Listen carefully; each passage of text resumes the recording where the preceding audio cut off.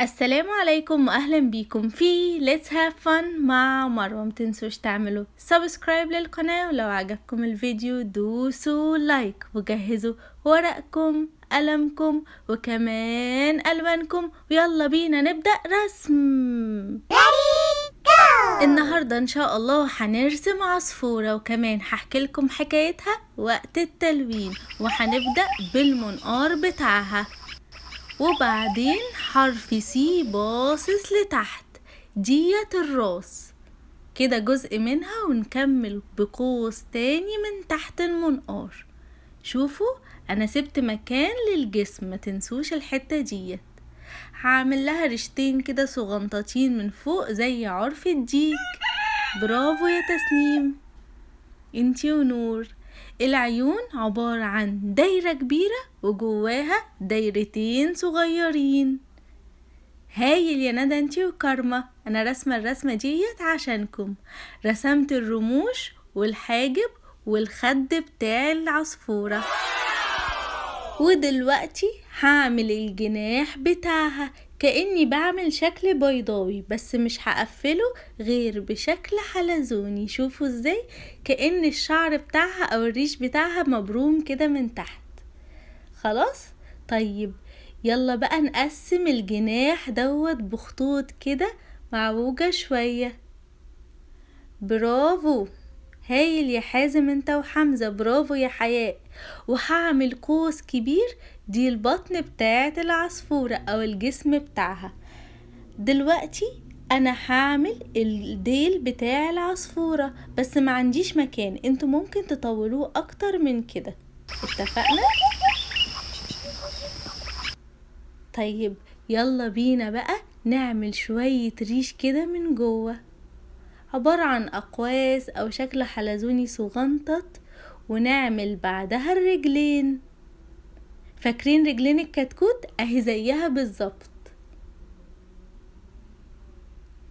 ايوه كده، شرطة ونازل منها 3 أقواس. انا هعمل بقها مفتوح وهخليها حاطة حباية في بقها.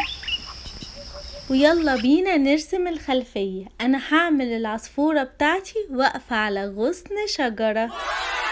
الغصن بيكون خشب، والخشب مش بيكون مستقيم بالظبط، عشان كده هتعملوا ايديكوا كده ايه كأن هي بتتهز وانتوا بترسموا. وهعمل رجليها لفة على الغصن، وطبعا لازم اطلع ورق الشجر. ها مين هيعمل ورق شجر مختلف شوية عن بتاعي؟ يلا وروني الابداع بتاعكم. برافو يا مريم انتي وفرحة وانس. هبدأ بقى انوع في احجام ورق الشجر دوت، حبة كبير حبة صغير، واعمله مايل. ممكن فرع اطلع منه 3، ممكن فرع اطلع منه 2، وهكذا. اتفقنا؟ بصوا بقى ورق الشجر اللي تحت دوت هعمله صغنطوط خالص. شوفوا كيوت ازاي. ايوه كده. طيب دلوقتي هاجي من فوق كده وهنزل ورق شجر كأنه بقى نزل من الشجرة الكبيرة اللي هي أصلية بقى. تمام يا روضة؟ برافو عليكي يا روضة. كتري بقى ورق الشجر. عارفين ليه أنا رسمت ورق الشجر مع العصفورة؟ عشان يدي الصورة الرسمة بتاعتي واقعية أكتر. يعني أكيد العصفورة بتكون واقفة على الشجرة، بيكون حواليها أوراق شجر وهكذا.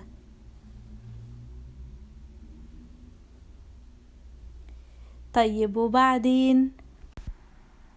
طيب وشايفين الشكل الحلزوني اللي موجود في جناح العصفورة دوت؟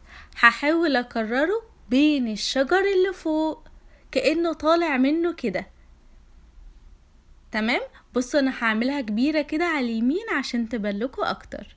اهو خط مستقيم كبير وطالع منه الشكل الحلزوني، وبعد كده هكرره على شكل اصغر شوية. بس كده، يلا بينا نبدأ تلوين.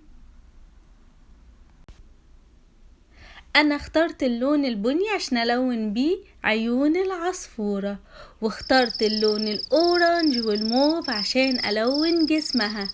يلا بقى احكي لكم الحدوتة.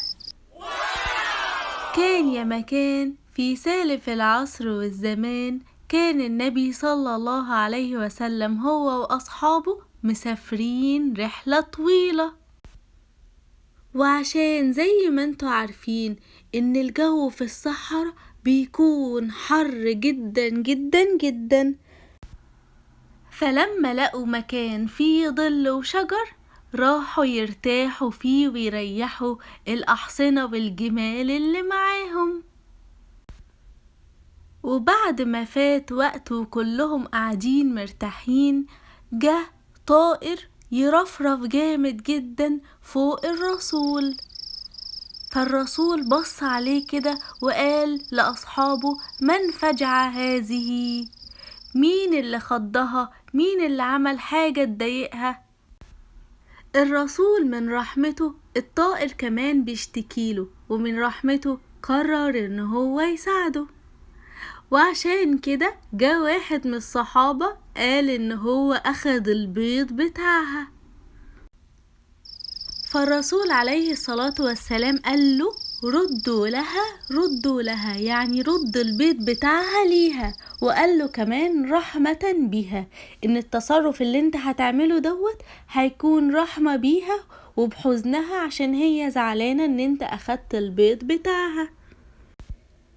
وفعلا الصحابي رد للطائر دوت البيض بتاعه رحمة بيه. طيب احنا استفدنا ايه من القصة ديت؟ هقول لكم شوية نقط وانتوا كمان تكملوا في الكومنتات تحت. انا عن نفسي استفدت ان كل حاجة حوالينا بتحس، من اول الفيل الكبير خالص لحد العصفور الصغير جدا، وحتى النملة. وفي قصة كمان لنبي الله سليمان مع النملة. وعشان كده احنا لازم نتعامل برحمة مع كل حاجة حوالينا. بس كده، وتوتة توتة خلصت الحدوتة. طيب شايفين انا لونت جذع الشجرة باللون البني، واخترت كمان اللون الاخضر الغامق يكون في الورق بتاع الشجرة. ودلوقتي هلون بقى ورق الشجر اللي نازل من فوق، هلونه بالاصفر والاخضر الفاتح وكمان الاخضر الغامق. وممكن برضو حد فيكم فنان يرسم ورد صغير طالع ما بين ورق الشجر اللي من فوق دوت ويلونه بألوان مبهجة. بس كده انا كملت تلوين بقى الاوراق ديت بالاخضر الفاتح والاصفر. وممكن اللي هي الاغصان بتاعتهم تلونوها ببني او اخضر غامق زي ما انتوا حابين، وممكن تسيبوها بالاسود كده، يعني الخطوط اللي نازلة وبعدين خارج منها ورق الشجر. طيب الجزء الابيض اللي من ورا دوت انا هلونه بلون لبني كده فاتح، اللي هو بتاع السما دوت. تمام، اخترت لون شمع عشان الون بيه. وهتقل اللون من ناحية جسم العصفورة وهفتحه من بره كأن جسم العصفورة كده عامل ظل فمغمق الحتة ديت. تمام، بس كده. وبكده خلصت الرسمة بتاعت النهاردة. قولولي عجبتكم ولا لأ، وقولولي عايزين رسمة ايه المرة الجاية. باي باي، مع السلامة.